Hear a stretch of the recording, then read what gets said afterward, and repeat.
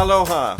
I'm Eric Anderson, pastor of Church of the Holy Cross, United Church of Christ in Hilo, Hawaii.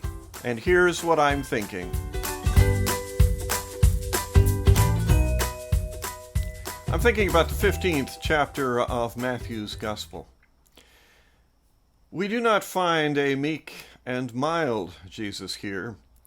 We find a harsh and heavy Jesus here.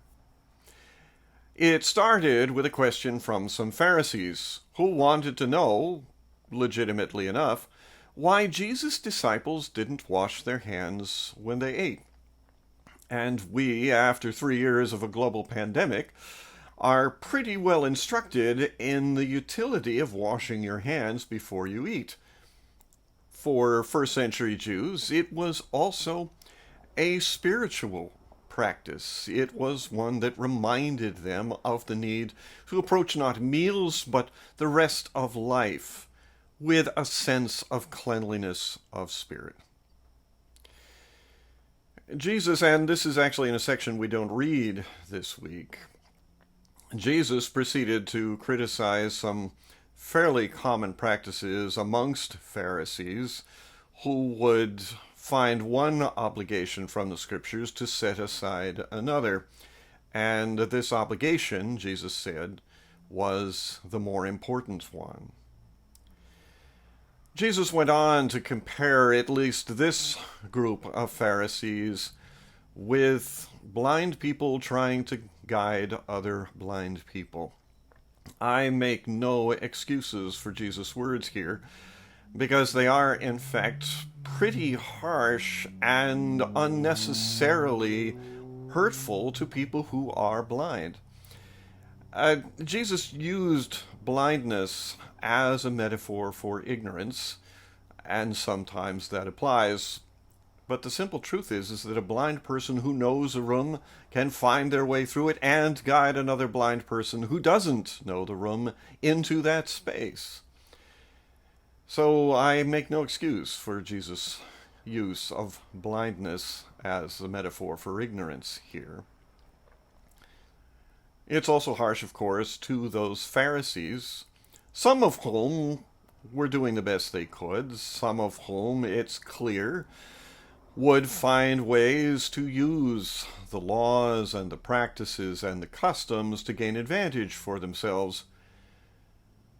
Gosh, how different things are in the 21st century when nobody ever does that. The last portion of this section is the story of Jesus' encounter with a foreign woman who wanted him to heal her daughter. Jesus' response to her was also harsh and hurtful. I was only sent to the lost sheep of Israel, he told her. Yes, but even the dogs get to eat the crumbs from the children's table. At that, a harsh word tossed back at him, Jesus relented, and the girl was healed. I have no excuses for harsh and heavy Jesus. I have no excuses for the hurt that he gave to other people. He did learn. He did heal. He did inspire an outreach from first century Jews, newly Christian Jews, but an outreach to the rest of the world which hadn't been much contemplated before. I have no excuse, but I do hold it up as a model for us. We are more likely to be harsh and hurtful than Jesus was. And we have more need to learn from that and to make new ways and to reach out to people we never imagined we would than he did.